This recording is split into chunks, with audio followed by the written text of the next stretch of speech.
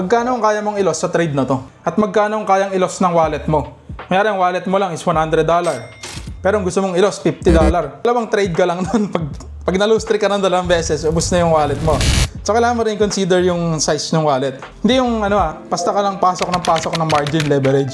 Magulat ka, nag-loss ako ng 1,000. Bakit ako nag-loss ng 1,000? Hindi mo na-expect, di ba? Pag hindi mo na-expect yung loss, babaliw ka niyan, gusto mong bawiin yan, gusto mong mag-revenge trade, gusto mong mag-overtrade. Check ka ng lahat ng time frame to check opportunities, check mo ngayon lahat ng coins kung meron bang good to trade. Ganun ang cycle niyan, guys. Sisisi mo pa sa buong mundo yan, ba't ka nag-loss? Kailangan mong hanapin magkano ang loss budget na komportable kang malos. Pag nag-loss ka sa isang trade, limbawa, nag-loss ako ng 500 ngayon.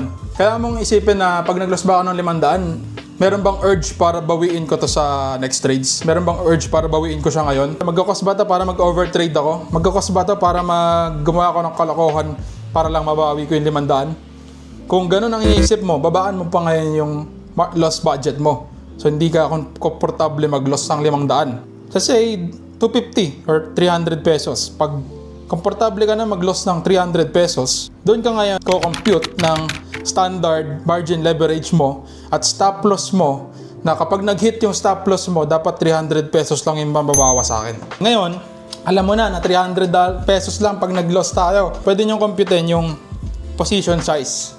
Margin times leverage equals position size. Sorry, nag-set up tayo ng long, di ba? So, ang stop loss ko dito is 1.5%. So, yung position size mo, i-times mo ngayon sa 1.5%. So, ang position size ko, let's say 1,000. Total to ng margin times leverage, times 1.5%. So, pag nag-hit ang stop loss ko, $15 ang bawas sa akin.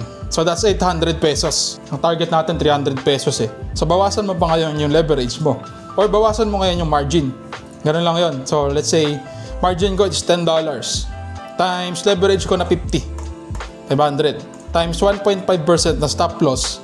$7 lang yun. Times 58. 400 pesos. Pwede na. Mag-loss ka ng 400 pesos per trade. Goods na yun, di ba? Komportable ka na. Hindi tayo pare-parehas ha. Hindi ko sinabing 400 loss din ang ilos mo. Kailangan mong hanapin kung ano yung komportable ka.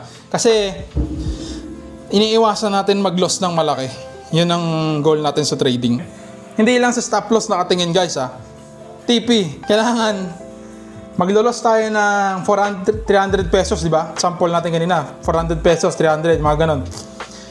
Ang goal mo sa TP naman, TP side, kailangan pag nag-TP ka, times 3 nung loss budget mo yung TP mo.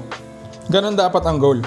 Okay, mag-loss ka ng 400 per trade. Pag nanalo ako next trade, kailangan 1.5 pesos ang panalo ko. Ganon dapat ang mindset nyo guys sa trades. So, kahit matalo ka ng 3 beses, talo ka ngayon, 400, minus 400 ka. Talo ka ulit, minus 400, 800 na. Talo ka ulit, minus 1.2 na.